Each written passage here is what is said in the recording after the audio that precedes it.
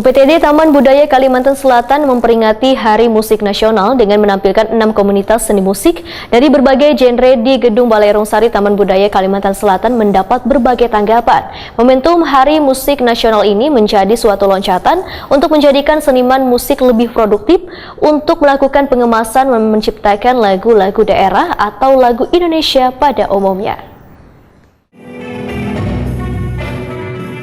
UPTD Taman Budaya Kalimantan Selatan memperingati Hari Musik Nasional jatuh pada tanggal 9 Maret dengan menampilkan 6 komunitas seni musik dari berbagai genre di Gedung Balai Rongsari Taman Budaya Kalimantan Selatan, Jalan Hasan Basri, Banjarmasin Utara, 2 hari yaitu 8 dan 9 Maret 2022. Hari Musik Nasional yang diambil dari hari kelahiran W.R. Supratman, komponis yang menciptakan lagu Indonesia Raya ini pun mendapat berbagai tanggapan. Ketua Banjar Bakula Enterprise Muhammad Budi Jakisani Wetakuni Prima TV malam Kamis 9 Maret 2022 menyatakan momentum Hari Musik Nasional ini menjadi satu loncatan untuk menjadikan seniman musik lebih produktif untuk melakukan pengemasan dan menciptakan lagu-lagu daerah atau lagu Indonesia pada umumnya.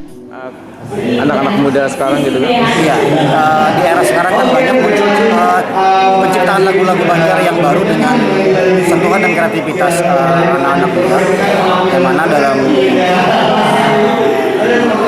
kategorinya mungkin lagu Banjar yang populer ya, sifatnya populer, tapi kita berusaha selalu menerjemahkan dan menafsirkan interpretasi kita terhadap nilai-nilai lokalitas yang juga tetap kita jaga agar dapat menguatkan eksistensi daripada lagu Banjar.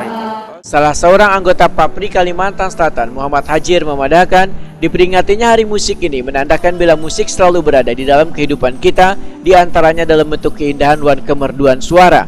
Muhammad Hajir berharap melalui Hari Musik ini, maka perkembangan lagu daerah pun akan terus meningkat. Dan tentunya kita berhubungan dengan keindahan, karena keindahan dalam bentuk seni dan suara. Jadi itu juga sangat mempengaruhi dari kehidupan kita. Iya. Kalau lagu-lagu daerah menurut sampean gimana di Hari Musik ini tanggapan? Ya, lagu daerah tentunya pasti terus kita kembangkan dan kita lestarikan.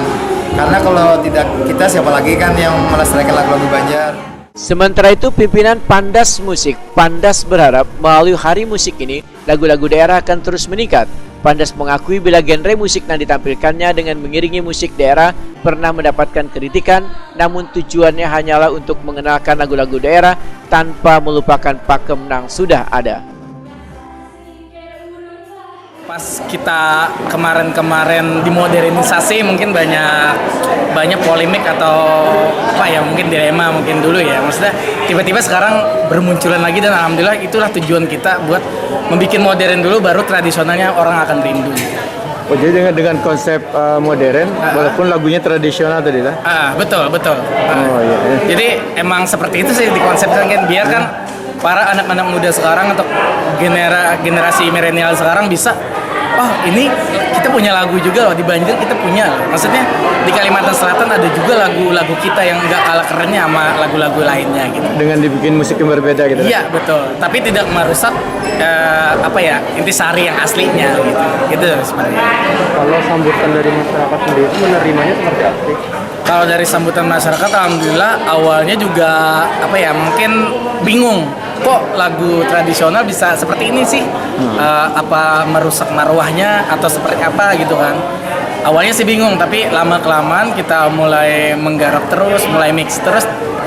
Biarkanlah para netizen atau para masyarakat yang menilai itu, mereka menyukai itu, dan alhamdulillah sekarang udah bisa maksudnya bisa intermuka sama yang lainnya, musik-musik yang lain.